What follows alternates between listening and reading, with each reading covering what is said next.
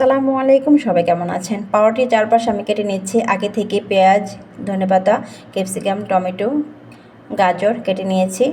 এখন কিউব করে আমি পাউরুটি কেটে নিব। সব উপকরণগুলো একসাথে দিয়ে দিব। দেওয়ার পরে এখানে আমি 3টা ডিম অ্যাড করব। ডিমগুলো আমি ফেটে নিচ্ছি। ফাটা হয়ে গেছে। এখন আমি 2টা ডিমের কুসুম উঠিয়ে নেব।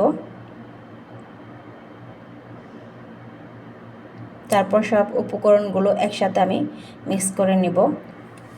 মিক্স করা হয়ে গেছে। ফ্রাই প্যানে আমি উপকরণগুলো দিয়ে দিয়েছি এবং উপকরণের উপরে আমি কুসুমগুলো দিয়ে দিয়েছি, ঢাকনা দিয়ে দিলাম। তারপর চলে আসছি বাটার দেওয়ার জন্য। বাটারগুলো দিয়ে দিচ্ছি। বাটারগুলো দেওয়ার পর আমি এখানে একটু উল্টিয়ে দেব। উল্টিয়ে দেওয়ার পরে আমি এখানে 5 মিনিট পর আবার চলে আসছি। এখন উঠিয়ে নিচ্ছি। আজকে আমি এগ পিৎজা বানিয়েছি।